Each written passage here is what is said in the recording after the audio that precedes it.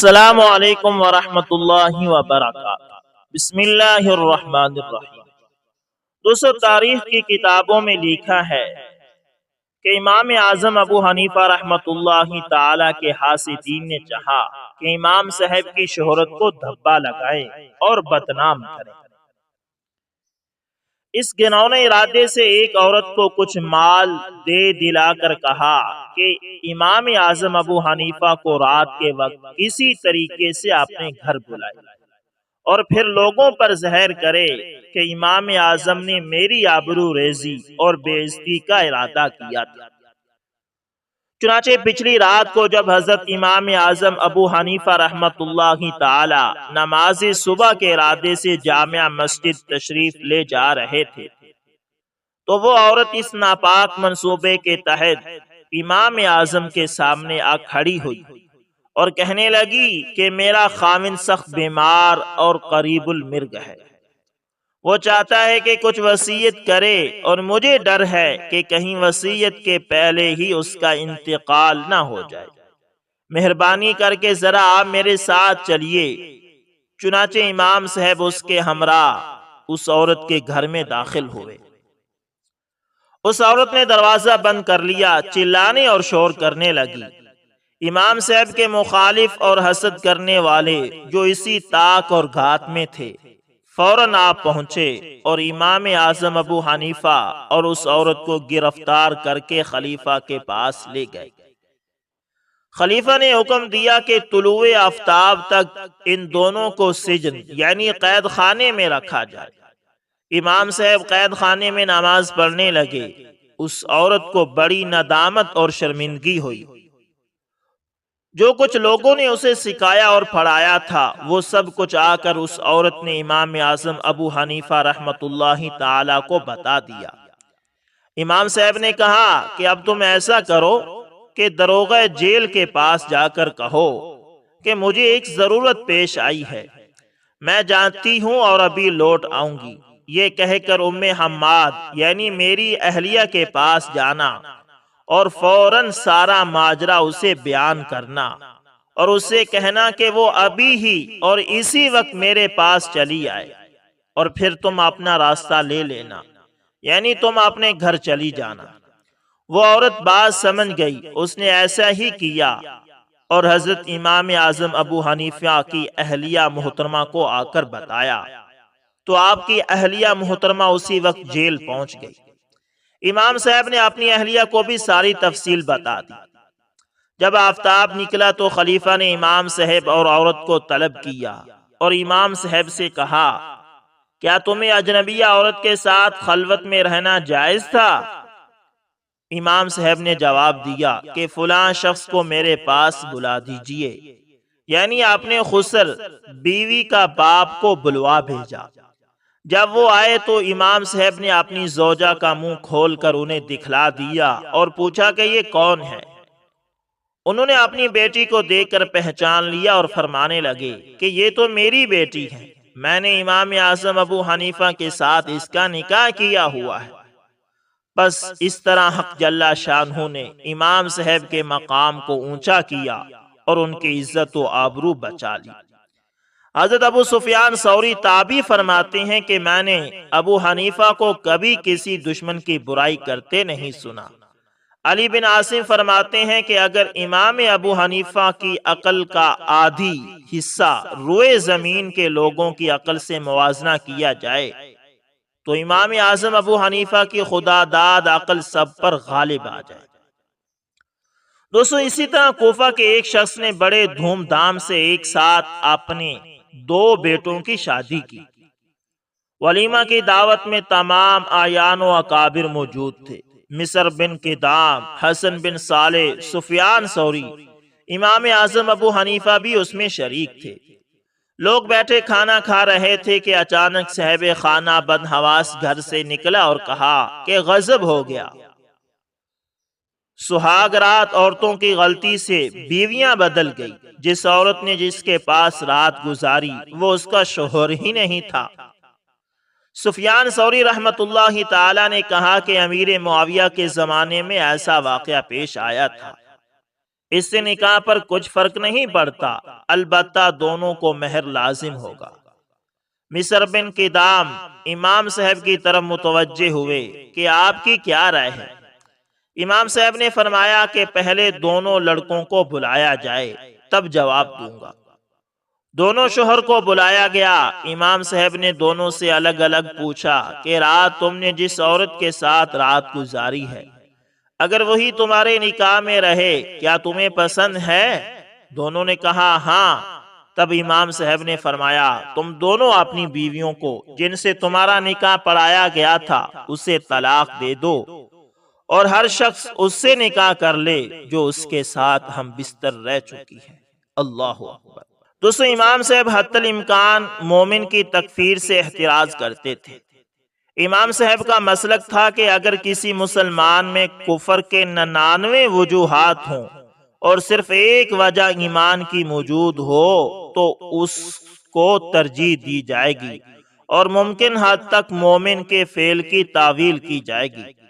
چنانچہ امام صاحب کے مختلف سوانح نگاروں نے یہ واقعہ لکھا ہے کہ ایک شخص امام صاحب کی مجلس میں حاضر ہوا اور عرض کیا کہ ایک شخص اپنے آپ کو مسلمان ظاہر کرتا ہے، اس کے باوجود وہ جنت کی خواہش ہی نہیں رکھتا، جہنم سے ڈرتا ہی نہیں، مردہ کھاتا ہے، بلا رکوع سجدے کے نماز پڑھتا ہے، اس چیز کی شہادت دیتا ہے جسے اس نے دیکھا تک نہیں، حق بات کو ناپسند کرتا ہے، رحمت خداوندی سے دور بھاگتا ہے اور یہود و نصارہ کی تصدیق کرتا ہے۔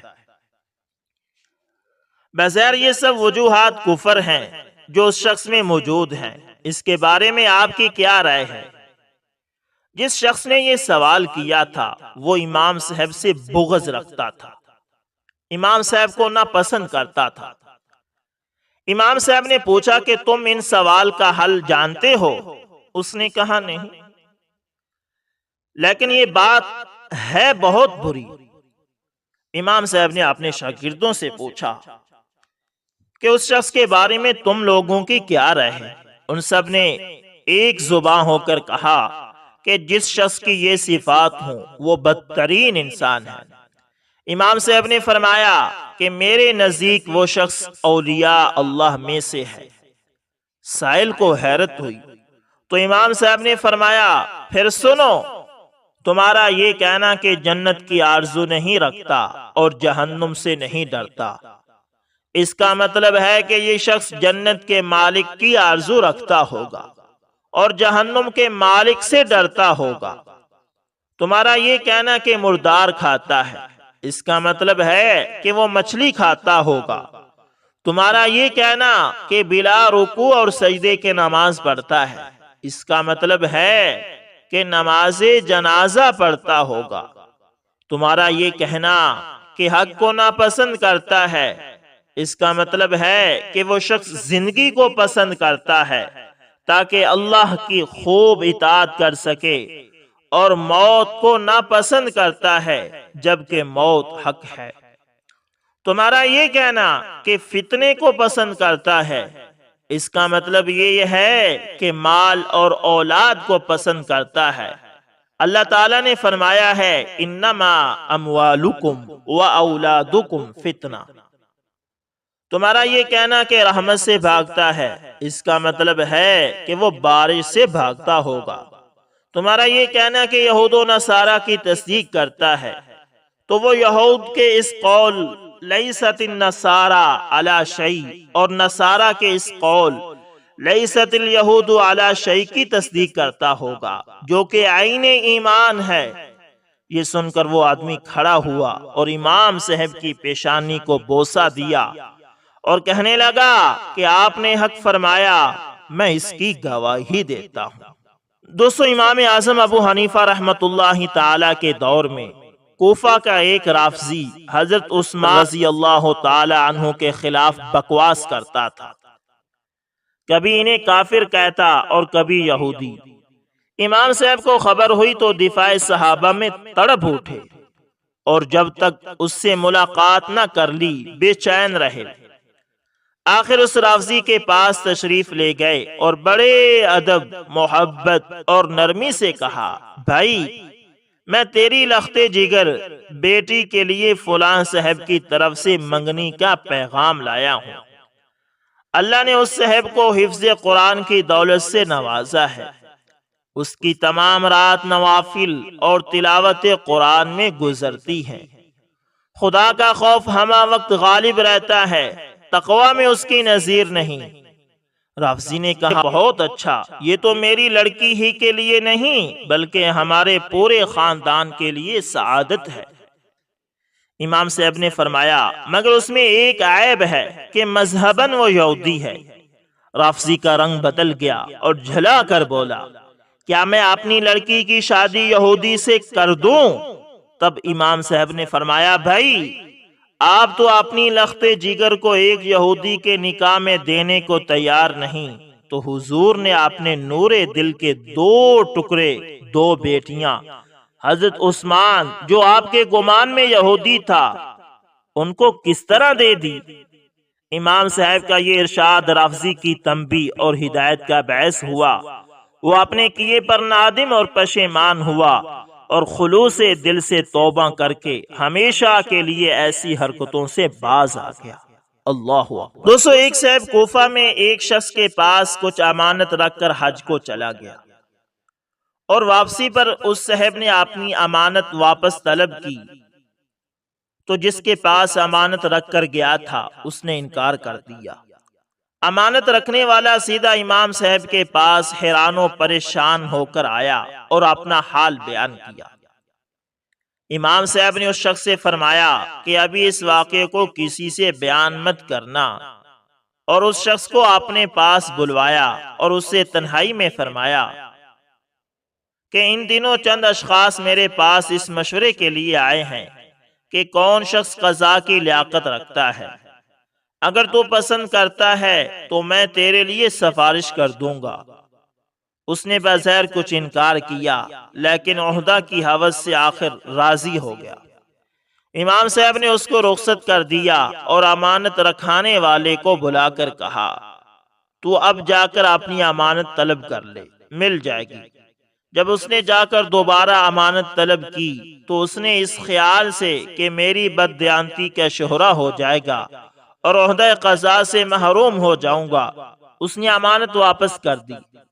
بعد میں امام صاحب کے پاس عہدہ قضاء کا طالب ہوا تو آپ نے فرمایا کہ یہ عہدہ تیرے مرتبے سے کم ہے، اس سے بڑے عہدے کے لیے میں خیال رکھوں گا۔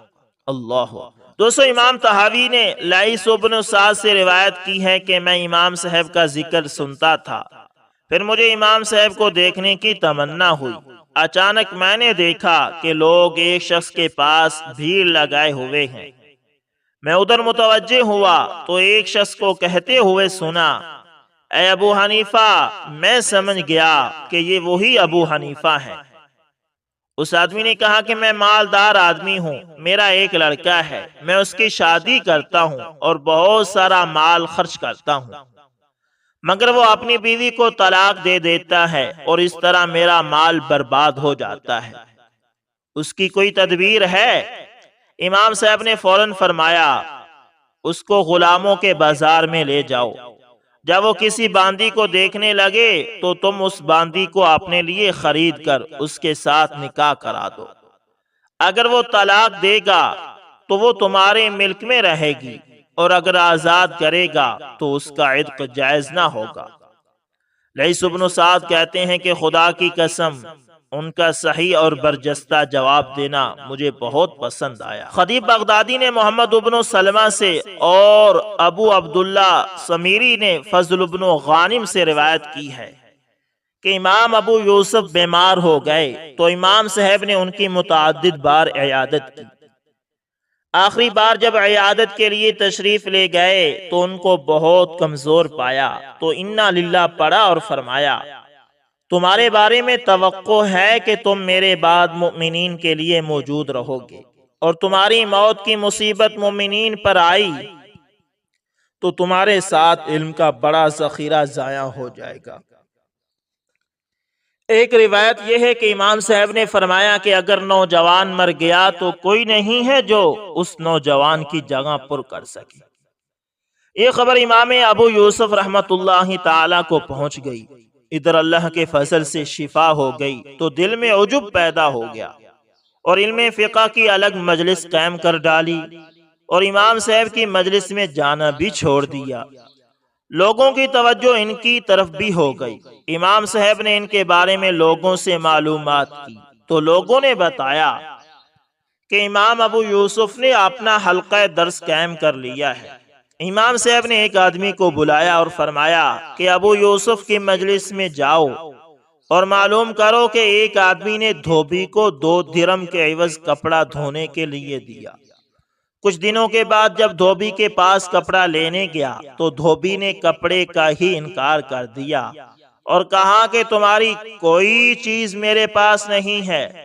وہ آدمی واپس آ گیا، پھر دوبارہ اس کے پاس گیا اور اپنا کپڑا طلب کیا تو دھوبی نے دھلا ہوا کپڑا واپس اسے کر دیا۔ اب دھوبی کو اجرت ملنی چاہیے یا نہیں؟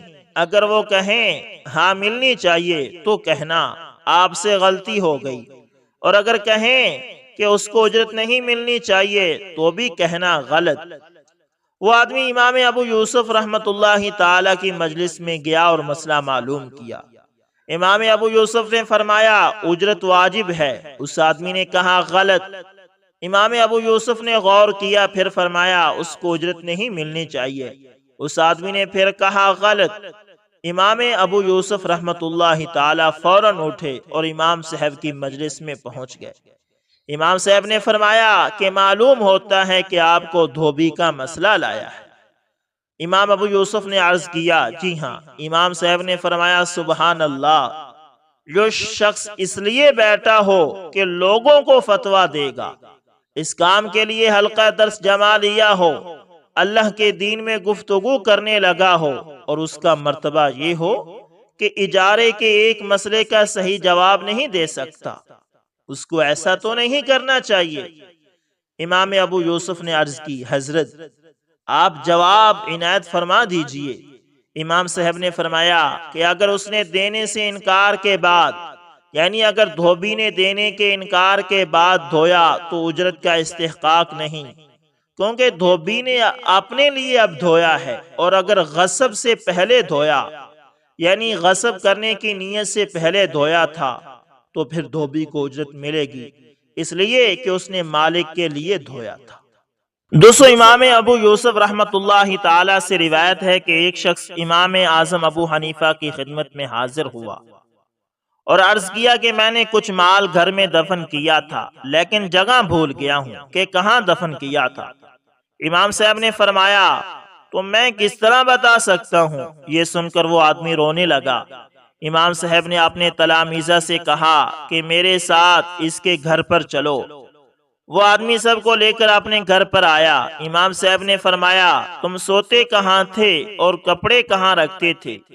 وہ آدمی ایک کمرے میں لے گیا۔ اب امام صاحب نے اپنے شاگردوں سے کہا کہ اگر یہ گھر آپ لوگوں کا ہوتا اور کچھ دفن کرنا ہوتا تو کہاں دفن کرتے؟ ایک نے کہا یہاں، دوسرے نے کہا وہاں، اس طرح 5 جگہوں کی نشاندہی کی گئی۔ امام صاحب نے ان جگہوں پر کھودنے کا حکم دیا، چنانچہ تیسری جگہ کھودنے پر مال نکل آیا۔ امام صاحب نے اس آدمی سے کہا اللہ تعالیٰ کا شکر ادا کر، اس نے تیرا مال لٹا دیا۔ دوستو اسی طرح امام اعظم ابو حنیفہ رحمت اللہ تعالی نے حماد کی ماں کے علاوہ ایک اور عورت سے نکاح کر لیا تھا۔ جب حماد کی ماں کو معلوم ہوا تو انہوں نے اصرار کیا کہ دوسری بیوی کو طلاق دے دو اور خود امام صاحب سے الگ ہو گئی۔ امام صاحب نے ایسی تدبیر کی کہ حماد کی ماں کو یقین ہو گیا کہ نئی بیوی کو 3 طلاق پڑ گئی ہے اور ان کے قلب کو سکون ہو گیا۔